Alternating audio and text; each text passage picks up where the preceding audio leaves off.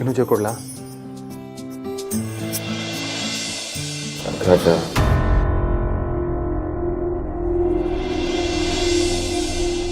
ನೀನು ನಿನ್ನ ಹುಡುಗಿಗೋಸ್ಕರ ಈ ರೀತಿ ಮಾಡ್ಕೊಂಡಿದ್ಯಾ ಅಂತ ನನಗೆ ಚೆನ್ನಾಗಿ ಗೊತ್ತು.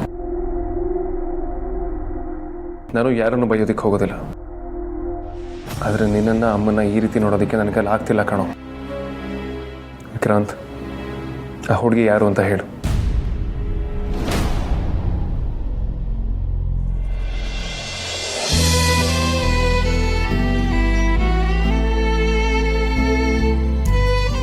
ಬೀಗರ ಮನೆಯಲ್ಲಿ ಆಗಬಾರದಾಗಿದೆ. ಬರೀ ಮನೆಯವರು ನೊಂದ್ಕೊಂಡು ಹೋದ್ರು, ಎಲ್ಲರೂ ನೋವಲ್ಲಿದ್ದಾರೆ. ಆದರೆ ಈ ಸಂದರ್ಭದಲ್ಲಿ ತಾಯಿಯಾಗಿ ನಾನೊಂದು ನಿರ್ಧಾರ ಮಾಡ್ತಿದ್ದೀನಿ. ನೀನೇ ನಿರ್ಧಾರ ಮಾಡಿದ್ಯಾ ಪದ್ಮ? ವೇದಾಂತ್ ಹೇಳಿದ ಹಾಗೆ ವಿಕ್ಕಿ ಯಾರನ್ನೋ ಪ್ರೀತಿಸ್ತಿದ್ದಾನೆ. ಅದಕ್ಕೆ ಈ ಪರಿಸ್ಥಿತಿ ಬಂತು ಅಂತ ಗೊತ್ತಾಯ್ತಲ್ವಾ? ಅದಕ್ಕೆ ಆ ಹುಡುಗಿ ಯಾರೇ ಆಗಿರಲಿ, ಅವಳಿಗೆ ವಿಕ್ಕಿ ಮೇಲೆ ಮನಸ್ಸಿದೆಯೋ ಇಲ್ವೋ ಗೊತ್ತಿಲ್ಲ, ಆದರೆ ವಿಕ್ಕಿ ಮನಸ್ಸಲ್ಲಂತೂ ಅವಳೇ ಇದ್ದಾಳೆ. ಅವಳಿಗೋಸ್ಕರ ಅವನು ತನ್ನ ಪ್ರಾಣನೇ ಲೆಕ್ಕಿಸ್ತಿಲ್ಲ ಅಂದಮೇಲೆ ಅವಳು ಯಾವಾಗಲೂ ಅವನ ಮನಸ್ಸಲ್ಲೇ ಇರ್ತಾಳೆ. ಪದ್ಮ, ನೀನೇನು ಹೇಳಿ ಹೊರಟಿದ್ಯೋ ನಂಗೆ ಅರ್ಥನೇ ಆಗ್ತಿಲ್ಲ. ಇದಕ್ಕೂ ನಿನ್ನ ನಿರ್ಧಾರಕ್ಕೂ ಏನು ಸಂಬಂಧ? ಅಷ್ಟಕ್ಕೂ ನಿನ್ನ ನಿರ್ಧಾರ ಏನು?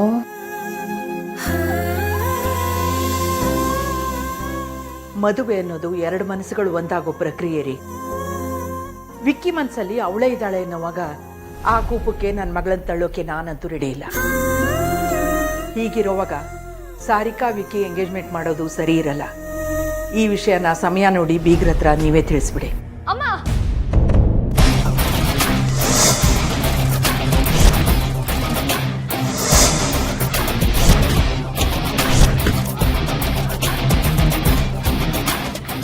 ಇದು ನನ್ನ ಲೈಫ್. ಇದ್ರ ಬಗ್ಗೆ ನಾನೇ ಡಿಸಿಷನ್ ತಗೋತೀನಿ.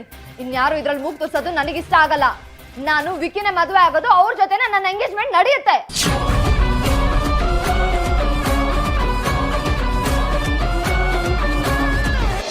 ದೂರ ಹೋಗಿ ಅಂದರೆ ಇಷ್ಟು ದೂರ ಹೋಗೋ ನಿರ್ಧಾರ ಮಾಡಿದ್ರ?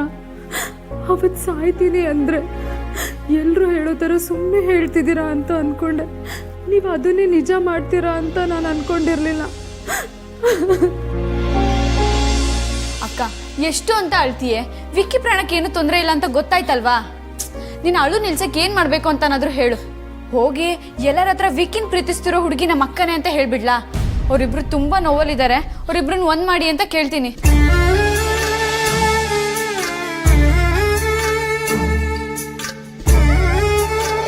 ವಿಕ್ರಾಂತ್, ಬಾಯಿ ಬಿಟ್ಟು ಮಾತಾಡು ವಿಕ್ರಾಂತ್.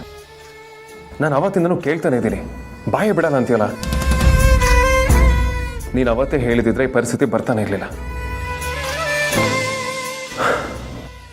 ವಿಕ್ರಾಂತ್, ಈಗಲೂ ಕಾಲ ಮಿಂಚಿಲ್ಲ. ಆ ಹುಡುಗಿ ಯಾರು ಅಂತ ಹೇಳೋ. ನಾನೇ ಮುಂದೆ ನಿಂತು ನಿಮ್ಮಿಬ್ಬರನ್ನ ಒಂದ್ ಮಾಡ್ತೀನಿ.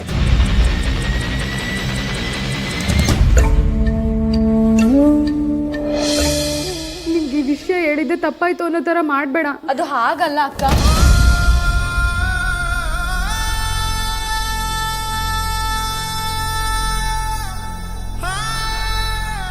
ನಾನು ವಿಕ್ಕಿ ಪ್ರೀತಿಸ್ತಿರೋ ವಿಚಾರ ಮನೇಲಿ ಯಾರ ಹತ್ರ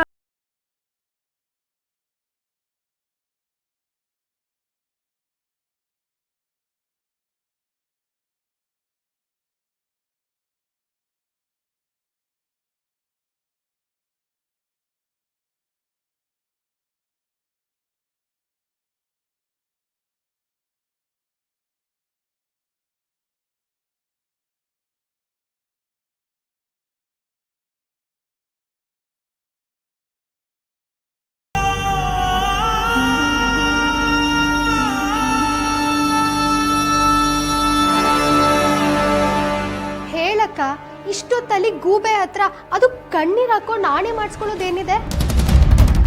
ಹೇಳಕ್ಕ ಹೇಳಕ್ಕ. ಅದು ಏನಂದ್ರೆ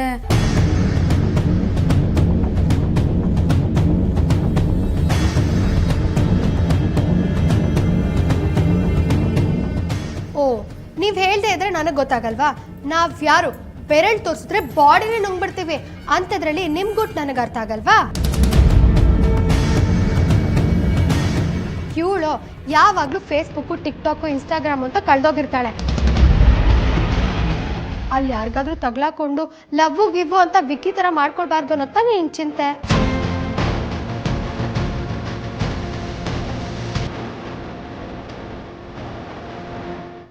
ಮನೆ ಮರ್ಯಾದೆ ಬೀದಿಗೆ ತರಬಾರ್ದು, ಒಳ್ಳೆ ಹುಡುಗಿ ಆಗಿರ್ಬೇಕು.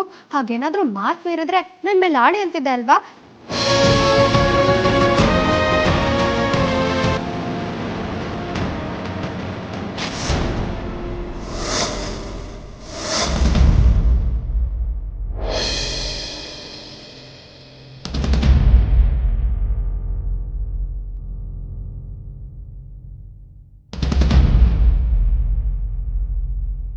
ನಾನು ಆಣೆ ಮಾಡ್ತೀನಿ ಅಕ್ಕ, ಈ ಡಬ್ಬ ಲವ್ವು ಗಿವ್ವು ಅಂತೆಲ್ಲ ಹೋಗದೆ ನಿನ್ ಥರನೇ ಅಪ್ಪ ಅಮ್ಮ ತೋರಿಸಿದ ಹುಡುಗನೇ ಮದುವೆ ಆಗ್ತೀನಿ.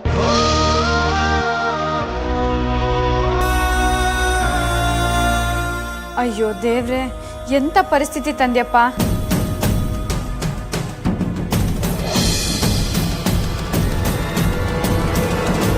ನೀನು ನೋಡೋದಕ್ಕೆ ಹೇಗನ್ನಿಸ್ತೀಯೋ, ಒಳಗಡೆಯಿಂದ ಆ ಥರ ಅಲ್ಲ ಅಂತ ನನಗೆ ಮಾತ್ರ ಗೊತ್ತಣ್ಣ.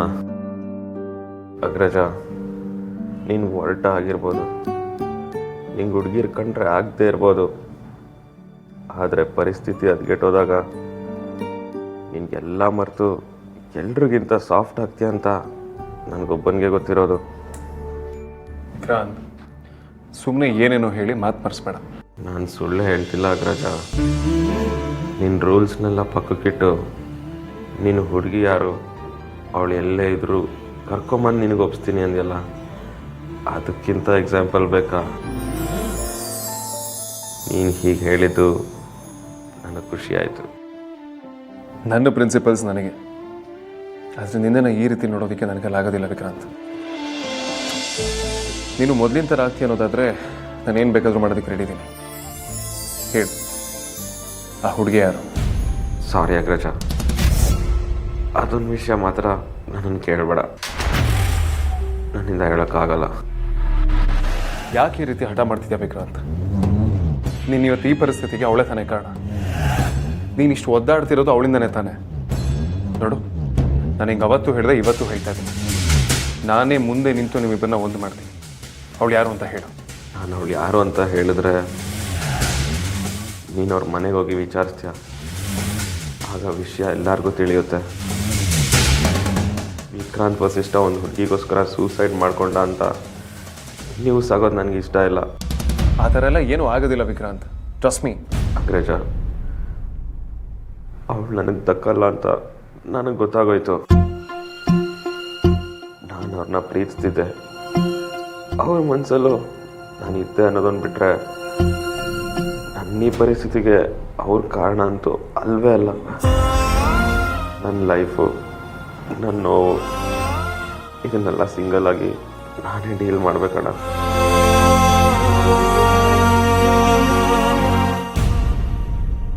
ನೋಡು Vikrant, I am asking for the last time, ಅವಳು ಯಾರು ಅಂತ ಹೇಳು. ಸಾರಿ ಅಗೇನ್, ಅವಳು ಯಾರು ಅಂತ ಹೇಳೋಕ್ಕಾಗಲ್ಲ.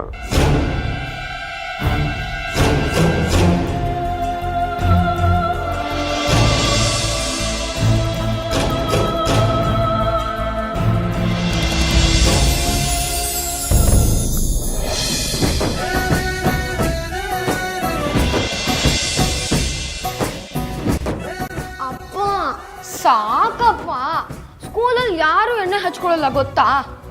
ಆಮೇಲೆ ನೀನ್ ತಲೆಗೆ ಎಣ್ಣೆ ಹಾಕುತ್ತೀಯೋ ಇಲ್ಲ ಎಣ್ಣೆ ಡಬ್ಬದೊಳಗೆ ತಲೆ ಹಾಕ್ತೀಯೋ ಅಂತ ರೇಗಿಸ್ತಾರೆ ಗೊತ್ತಾ? ಹಾಗೆ ಅನ್ಬಾರ್ದು ಅಂತಾನೆ ರಜದ ದಿವಸ ಎಣ್ಣೆ ಹಚ್ತಾ ಇರೋದು. ಎಣ್ಣೆ ಹಚ್ಚದೇ ಇದ್ರೆ ನಿಮ್ಮಮ್ಮ ಅರ್ಚಾ ಇರ್ತಾಳೆ, ಎಣ್ಣೆ ಹಚ್ಚಿದ್ರೆ ನೀನು ಹಠ ಮಾಡ್ತೀಯ. ಇನ್ನೊಂದು ಅರ್ಧ ಮುಕ್ಕಾಲು ಗಂಟೆ ಬಿಟ್ಬಿಟ್ಟು ಸ್ನಾನ ಮಾಡು, ಎಲ್ಲ ಸರಿ ಹೋಗುತ್ತೆ. ಇವತ್ತು ಯಾರಿಗೂ ತಿಂಡಿ ಬೇಡವಾ? ಅಯ್ಯೋ, ರಜಾ ಬಂದರೆ ಸಾಕಪ್ಪ. ನಿಮ್ಮನ್ನೆಲ್ಲ ತಿಂಡಿಗೆ ಸೇರಿಸೋ ಹೊತ್ತಿಗೆ ಕಪ್ಪೆಗಳನ್ನ ಹಿಡಿದು ಕೊಳಗಕ್ಕೆ ತುಂಬ್ದಂಗೆ ಆಗುತ್ತೆ. ಅಯ್ಯಯ್ಯ. ಆರ್ತಿ, ಅದಿತಿ, ಅಮ್ಮೋ, ಎಲ್ಲೋ ನಂಗೆ ಸ್ವಲ್ಪ ಕೆಲಸ ಇದೆ, ನಾನು ಹೊರಗೆ ಹೋಗ್ಬೇಕು. ಅಲ್ಲ ಕಣೆ, ನಿನ್ ಬಾಸ್ ಏನು ಬಾಸ್ ಆತೋ ಭೂತಾನ? ಹಬ್ಬ ಹರಿದಿನ ವಿಶೇಷ ಪೂಜೆ ಅಂತ ಲೆಕ್ಕಿಸ್ದೆ ನಿನ್ನ ಹತ್ರ ದುಡಿಸ್ಕೋತಾನಲ್ಲ. ಹೌದು, ನೀನು ಕೆಲಸ ಮಾಡೋದು ಸಾರ್ಥಕನ ಆಫೀಸಲ್ಲಿ. ನಿನ್ನ ಬಾಸ್ ಒಬ್ಬ ನಿಷ್ಪ್ರಯೋಜಕ ಅಂತ ಹೇಳ್ತೀಯ. ಹಾಗಿದ್ಮೇಲೆ ನಿನ್ನ ಬಾಸ್ ಯಾರೇ? ನನ್ನ ಮಗಳು ಅಂಥದ್ದು ಏನು ಮಾತಾಡೋದು ಅಂತ ಹೀಗಾಡ್ತಿದ್ಯಾ ನೀನು? ಕಷ್ಟ ಕಾಲದಲ್ಲಿ ಸಂಬಂಧಿಕರಾಗಿ ನಿಮ್ಮ ಜೊತೆ ನಿಂತಿದ್ದೀವಿ ಅನ್ನೋದೇ ತಪ್ಪ. ನನ್ನ ತಮ್ಮ ಆತ್ಮಹತ್ಯೆ ಮಾಡ್ಕೊಳ್ಳೋಕ್ಕೆ ನಿನ್ನಂಥ ಹುಡುಗಿನೇ ಕಾರಣ ಅಂತ ಹೇಳಿದ್ರೆ ಏನರ್ಥ? ನನ್ನ ಮಗನ ಜೊತೆ ಹಾಗೆಲ್ಲ ಮಾತಾಡಬೇಡಿ. ಯಾವನೋ ಒಬ್ಬ, ಅದು ಬಿಡು. ನಂಗೆ ಇವತ್ತು ಆಫೀಸ್ ಏನಿಲ್ಲ, ಬೇರೆ ಕೆಲಸ ಇದೆ. ಸರಿ ತಿಂಡಿ ಕೊಡು, ನಂಗೆ ಲೇಟ್ ಆಗ್ತಾ ಇದೆ. ಬಿಸಿಬೇಳೆ ಬಾತ್ ಮಾಡ್ತಾ ಇದ್ದೀನಿ ಕಣೆ. ಕುಕ್ಕರ್ನ ಬೇಗ ಒಂದು ವಿಸಿಲ್ ಹೆಚ್ಚಿಗೆ ಕೂಗಿಸ್ಬಿಟ್ಟು ಆಫ್ ಮಾಡಿ ಬರ್ತೀನಿ. ಅಪ್ಪ ಎಲ್ಲ ರೆಡಿಯಾಗಿ ಪ್ಲೇಟ್ಗೆ ಹಾಕಿರೋ ಥರ ಹೇಗೆ ಆರ್ತಿ ಅದಿತಿ ಅಂತ ಕೂಗಿದ್ಲು ನೋಡು. ಈಗ ನೋಡಿದ್ರೆ ಇನ್ನೂ ಕುಕ್ಕರ್ ವಿಜಿಲ್ಲೇ ಹೊಡೆದಿಲ್ಲಂತೆ. ಹೇಗಪ್ಪ ಅಮ್ಮನ ಜೊತೆ ಇಷ್ಟು ವರ್ಷ ಸಂಸಾರ ನಡೆಸಿದೆ? ನಡೆಸ್ದೆ ಅಲ್ಲ, ಇನ್ನೂ ನಡೆಸ್ತಾನೆ ಇದ್ದೀನಿ. ನಿಮ್ಮಮ್ಮ ಅಷ್ಟು ದೊಡ್ಡ ಗಟ್ವಾಣಿ ಆಗಿದ್ದಕ್ಕೇನೆ ನೀವೆಲ್ಲ ಇಷ್ಟು ಡಿಸಿಪ್ಲಿನ್ ಆಗಿರೋದು.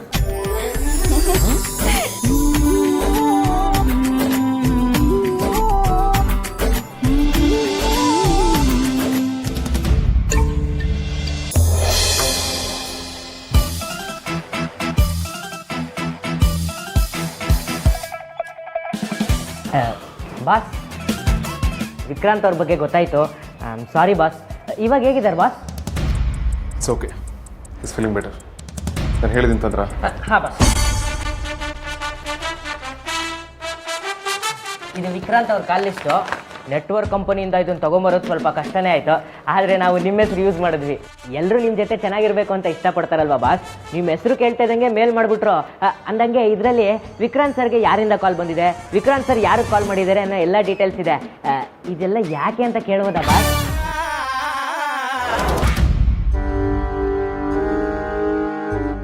Hello, hi, who is this? This is Vedant speaking, Vikrant brother. ಯಾರ ನಂಬರ್ ಇದು ಅಂತ ತಿಳ್ಕೊಬೋದಾ? ಏ ಹಾಯ್, ನಾನು ವಿಕ್ಕಿ ಕಾಲೇಜ್ ಫ್ರೆಂಡು ತಪಸ್ ಅಂತ. Any help? ಇಲ್ಲ, ಏನಿಲ್ಲ. ವಿಕ್ರಾಂತ್ ಯಾರೋ ಲವ್ ಮಾಡ್ತಿದ್ದಾನೆ, ಯಾರು ಅಂತ ಹೇಳ್ತಿಲ್ಲ. ಸೊ ಹಾಗಾಗಿ ಅವನಿಗೆ ಗೊತ್ತಾಗ್ದು ತಿಳ್ಕೊಳ್ಳೋಣ ಅಂತ ನಿಮಗೆ ಫೋನ್ ಮಾಡಿದೆ. You have any idea? No bro. ಮೊನ್ನೆ ಬೈಕ್ ಬಗ್ಗೆ ಕೇಳೋಕ್ಕೆ ವಿಕ್ಕಿ ಕಾಲ್ ಮಾಡಿದ್ದ. ನಾನೀಗ ಡೆಲ್ಲಿಲಿ ಇರೋದು, so I have no idea. By the way, ನಾನು ಫೋನ್ ಮಾಡಿ ವಿಚಾರಿಸಿದೆ ಅಂತ ವಿಕ್ರಾಂತ್ ಗೊತ್ತಾಗೋದು ಬೇಡ. Yeah sure. Thank you boss. ಇವಾಗ ಗೊತ್ತಾಯ್ತು ಇದೆಲ್ಲ ಯಾಕೆ ಅಂತ. ನೀವು ಇಲ್ಲಿರೋ ನಂಬರ್ಗೆಲ್ಲ ಕಾಲ್ ಮಾಡೋದೇ ಬೇಡ, ನಾನು ಹೇಳ್ದಂಗೆ ಮಾಡಿ. ಈ ಲಿಸ್ಟಲ್ಲಿ ಪದೇ ಪದೇ ಯಾವ ನಂಬರ್ಗೆ ಕಾಲ್ ಹೋಗಿದೆ ಅದಕ್ಕೆ ಮಾತ್ರ ಟ್ರೈ ಮಾಡಿ. ಪರವಾಗಿಲ್ಲ ರೀ, ಹೌ ಸರ್ಪ್ರೈಸಿಂಗ್. ನಿಮಗೂ ತಲೆ ಇದೆ. ಲವ್ ಮ್ಯಾಟ್ರ್ ಅಲ್ವಾ ಬಾಸ್? ಈ ವಿಚಾರದಲ್ಲಿ ನಿಮ್ಗಿಂತ ನಮ್ಮ ಮನೆ ನಾಯಿಗೆ ಜಾಸ್ತಿ ಗೊತ್ತು.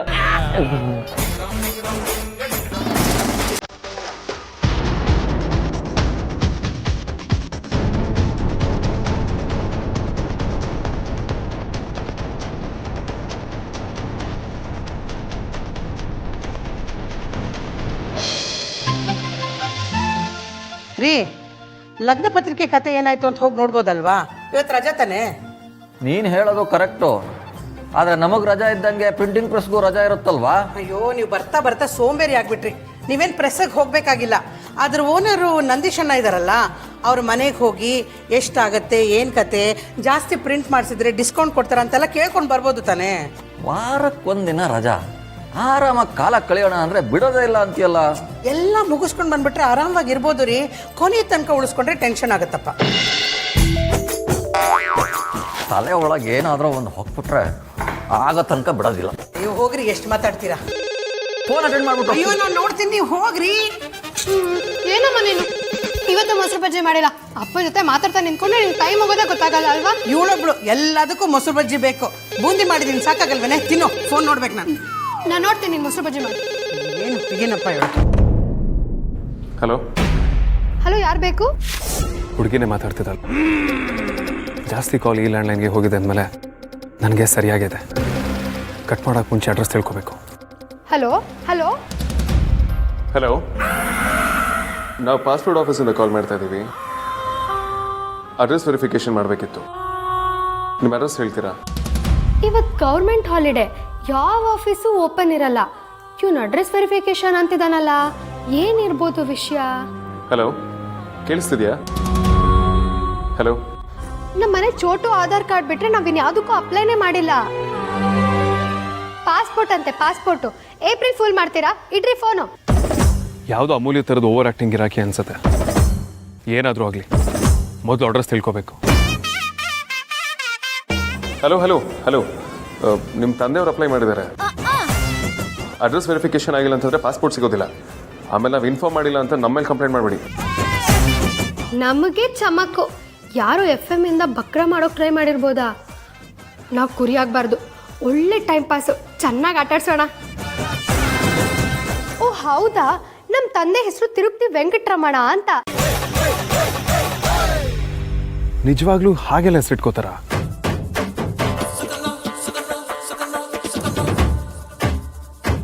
ಅವ್ರು ಕೊಟ್ಟಿರೋ ಇನ್ಫಾರ್ಮೇಷನ್ನ ಕ್ರಾಸ್ ಚೆಕ್ ಮಾಡಬೇಕು. ನಿಮ್ಮ ಮನೇಲಿ ಎಷ್ಟು ಜನ ಇದ್ದೀರಾ? ನಿಮ್ಮ ತಂದೆಗೆ ಎಷ್ಟು ಜನ ಮಕ್ಕಳು? ಇವನೇನು ಜಾತಕನೇ ಬೇಕು ಅಂತಾನಲ್ಲ, ಮಾಡ್ತೀನಿ ಇವನಿಗೆ. ನಮ್ಮ ಅಪ್ಪಂಗೆ 10 ಜನ ಹೆಣ್ಮಕ್ಳು, ನನಗೆ 5 ಜನ ಹಾಕಂದ್ರು 4 ಜನ ತಂಗೀರು. ಅರ್ಜೆಂಟಲ್ಲಿ ಔಷಧಿಗೆ ಬೇಕು ಅಂದ್ರು ಒಂದೇ ಒಂದು ಗಂಡು ಸಂತಾನನೂ ಇಲ್ಲ. What the hell? ವಿಕಿ ಇಂಥ ಮನೆ ಹುಡುಗಿನ ಲವ್ ಮಾಡಿದಾನ? ಮೊದಲು ಅಡ್ರೆಸ್ ತಿಳ್ಕೊಬೇಕು. ಹಾಂ, ಓಕೆ ಓಕೆ ಓಕೆ, ನಿಮ್ಮ ಮನೆ ಅಡ್ರೆಸ್ ಹೇಳಿ. ಖಂಡಿತ ಹೇಳ್ತೀನಿ. ನಿಮ್ಮಂಥವ್ರು ನಮ್ಮ ಮನೆಗೆ ಕಾಲಿಟ್ಟು ನಿಮ್ಮ ಪಾದದ ಧೂಳು ತಾಗಿದ್ರೆ ನಮ್ಮ ಮನೆ ಪಾವನ ಆಗುತ್ತೆ.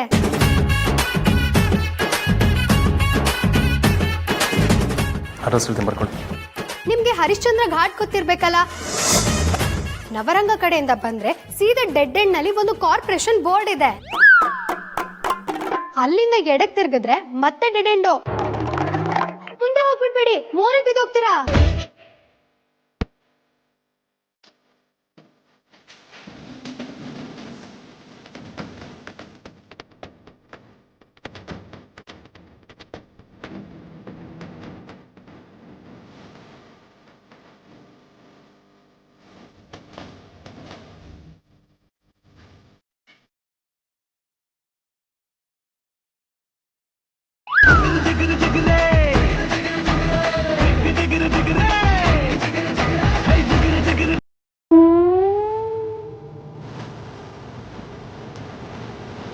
ಅಲ್ಲಿಂದ 2ನೇ ಮನೆನೇ ನಮ್ದು.